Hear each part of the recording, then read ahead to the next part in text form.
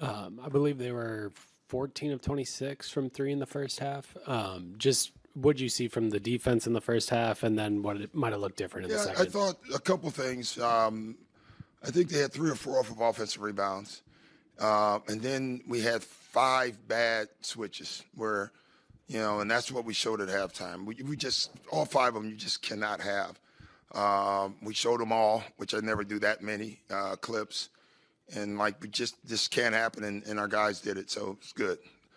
Transition D was phenomenal tonight because they want to get the ball up the floor. I thought this was a great weak side defensive night. They really make you work on the weak side. And I thought our guys were locked in.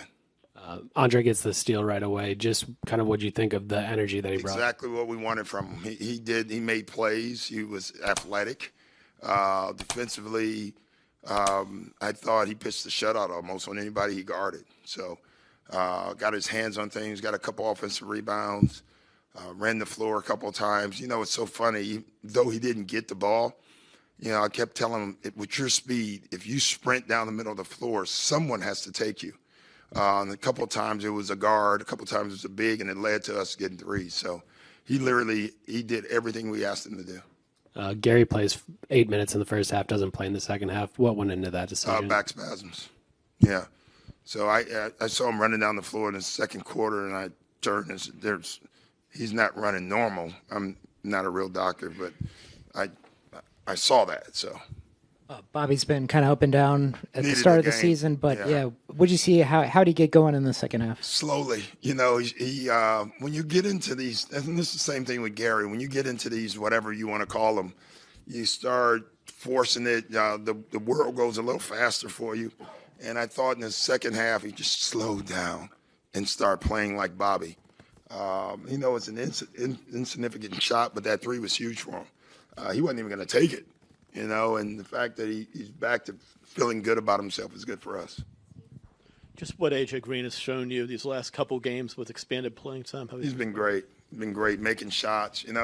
As I said the other day, we had him marked down ahead of a lot of guys going into camp, and he struggled in camp, struggled early in the year, and kind of lost his minutes, and now he's gaining them back. So I'm really happy for him because being young, when things don't work out for you, you can go the other way, and he's really hung in there. So I'm very proud of him. And Giannis in the back-to-back tomorrow, will he be available, or is it too early to tell? Or Yeah, he'll be available, I think. I haven't looked at the injury report, so I have to wait for that. So, but yeah, he's not going to not play in back-to-back. So if there's something wrong, it'd be different. And he only played 30 minutes tonight.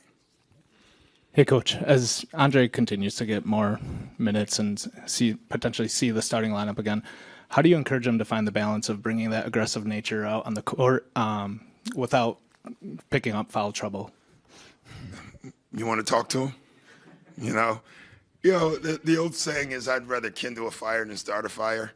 Andre may be the poster child of that statement right there. And even for us, it's hard because you want him to stay aggressive. It's what makes him good. It's the silly ones that we're going to watch film tonight on the plane with him. He picked up 2 that he didn't. There's no need to pick up. Those are the ones that if he gets away from those, he can stay aggressive on the other ones. So that's what he has to learn. Andre, I believe 4 assists tonight.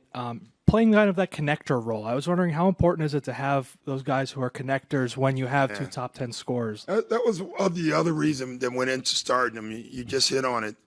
I'm sitting there with my coach. I said, can I have one guy in the lineup that's not trying to score, but knows how to play and get to the right spot because it helps and with his speed. And he did exactly that. He ended up scoring points, but he did it through being a connector most of the time. It was phenomenal.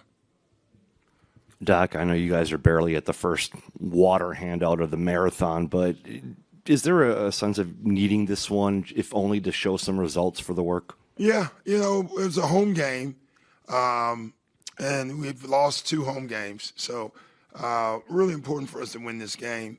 We go back out on the road, and then when we come back, we get to actually stay at home, which is going to be really nice for us. I don't even know how many nights it is that Giannis and Dame have both gone for 30 to start this season.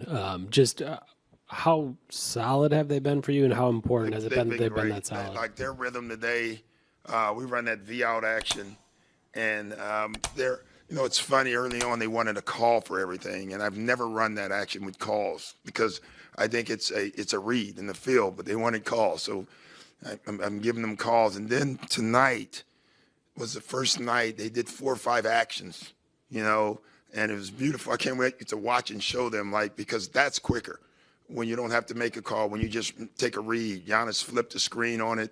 It was just beautiful basketball. And the more they do that, the better for all of us. All right, guys, thank you.